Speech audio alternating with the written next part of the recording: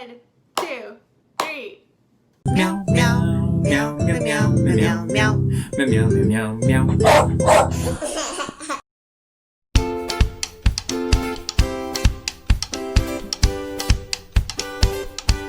Hey guys, I'm setting up for Biff. Biff is a big floofy dog, and I'm mixing in a white and a teal to get a nice neutral light color, and it's going to help me mark off where Biff is on the canvas. I like to mark off kind of where the ears are going to be, where the neck is going to be, and this helps me make sure he's not too big or too small. He's very floofy, like very, very floofy, so these mark offs are really, really important. I'm also using a larger palette knife. Now getting into the warmer colors and marking off these chunks. They're just guidelines and colors for me, so I don't mess up the composition. And for those who don't know, palette knife painting and impasto is the same thing. So impastos traditionally for landscapes and for still life, I love impastos. I love doing landscapes completely impasto style. And it made so much sense for me to do pet portraits with impasto because there's a naturally built-in pun, and also it's my two lives combined in one. We're gonna put in all of the details here for marking him off, shadows of his face, where the nose and the muzzle is going to be, where the eyes might be. That eye is definitely not where it's supposed to be. So, it's just kind of marking it off. Here's a little dance break.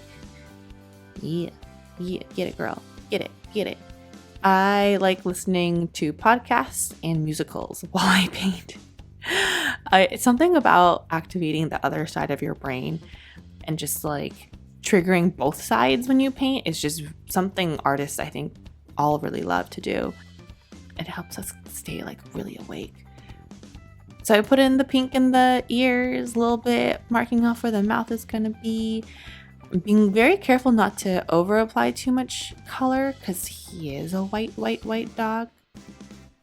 But it's nice to have pops of color all around and make sure it's well balanced. So if I put in the ears, I want to put it somewhere else too, just so it's not warm colors only up in the ear area.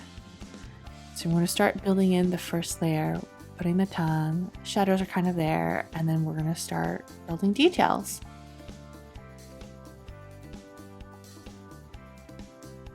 We're getting into the details, putting in a brighter orange, marking off where the snoot and his forehead are different, mixing and cleaning up the palette knife between colors, super important.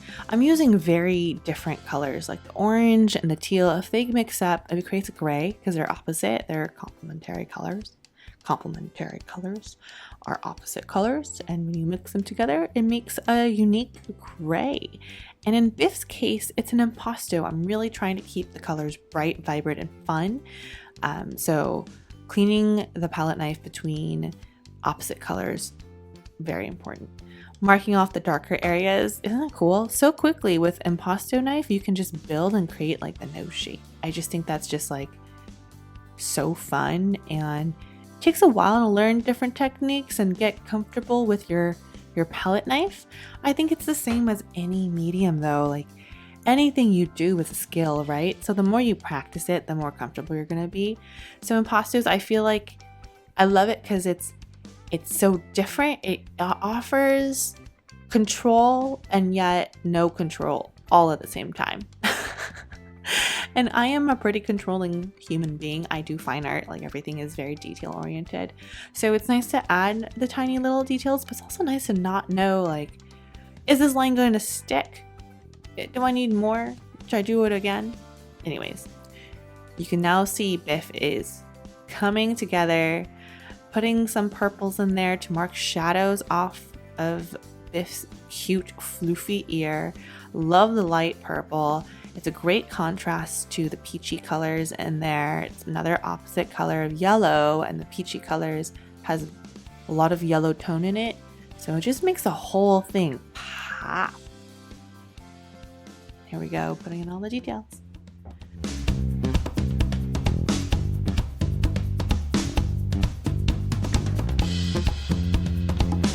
Now we're applying whites. Ooh, fun part.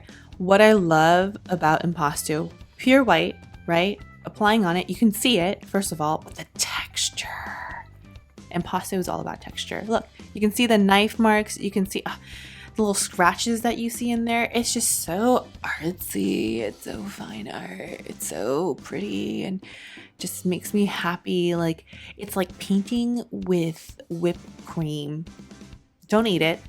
Don't lick it.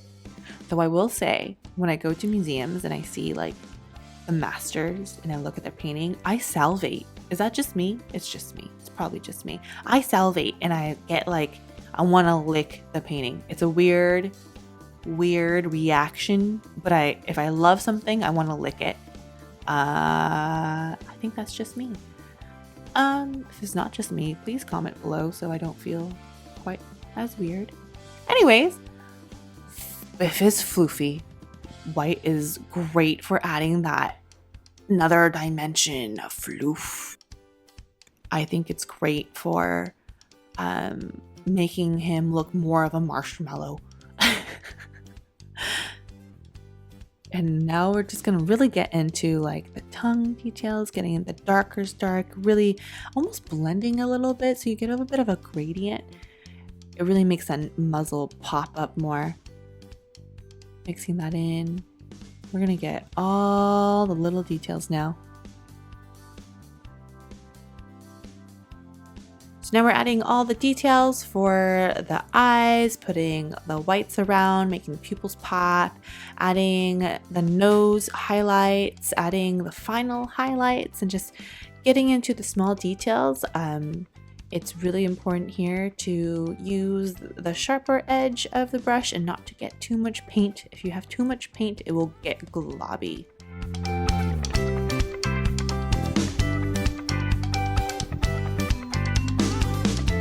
Boop, boop, it's Snoop time.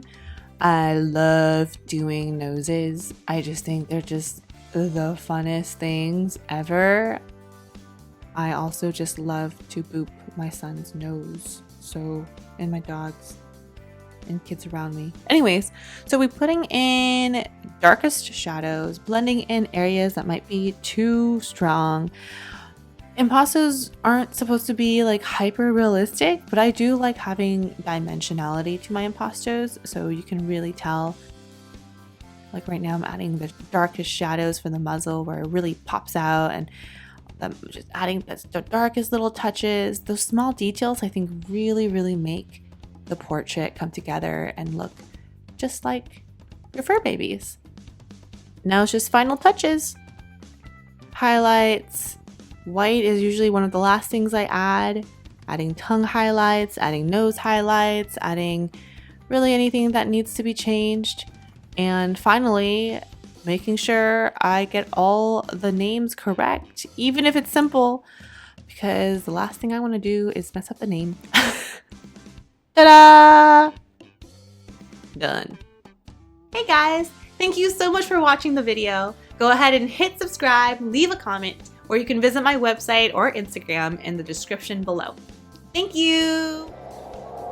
Are you a cat? You are a cat. You're a good cat. Good kid.